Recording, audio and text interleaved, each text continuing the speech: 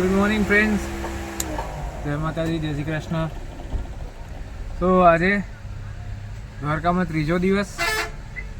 સવારે હોટલથી નીકળીને અત્યારે પહોંચ્યો છું નાગેશ્વર મહાદેવ જ્યોતિર્લિંગ. તમને ફોટો પાડીને દર્શન કરાવું. તો બોલો જય નાગેશ્વર મહાદેવની જય. મહાદેવ બનીને બધાની રક્ષા કરે, બધાનું સારું કરે એવી મારી આશા છે. સૌનું ભલું કરે, તમને બધાને આશીર્વાદ આપે. ફોટો જોઈને દર્શન કરી લેજો, તમને ઘરે બેઠા દર્શન થઈ જશે. અહીંયાથી જઈશ હવે હું ગોપી તળાવ ને ત્યાંથી પછી જઈશ શિવરાજપુર બીચ. એકચ્યુઅલી બીચની અંદર તો હું નહીં જાઉં, પણ બહારથી જો દેખાશે તો તમને બતાવીશ. નહીંતર પછી પાર્કિંગ જિંદાબાદ, જે દર વખતે તમને પાર્કિંગ જ બતાવતો રહું એવું.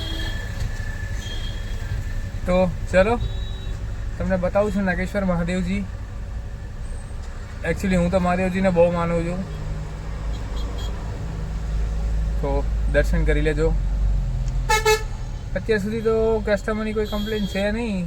આજનો દિવસ એનો મારો કદાચ ખબર નહીં હોય કેવો જાય. અત્યારે તો સારો છે, પછી કંઈક વધારે જતે તો આજે વારો પાડી દેવાનો છું.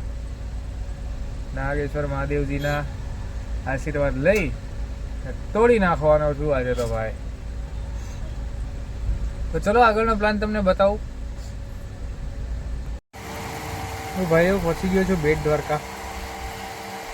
પાર્કિંગમાં બેઠો છું ને ફરી સવારે કસ્ટમરને થોડા વખાણ થઈ ગયા કે ભાઈ હેરાન નથી કર્યો, આ છે તે છે, પણ એ મારી ભૂલ છે.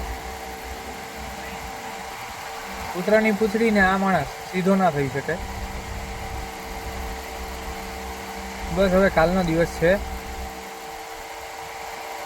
કાલે સાંજે એને હું અમદાવાદ ઉતારું, સીધો ગંગા પાપ ધોવા જવાનો છું ભાઈ.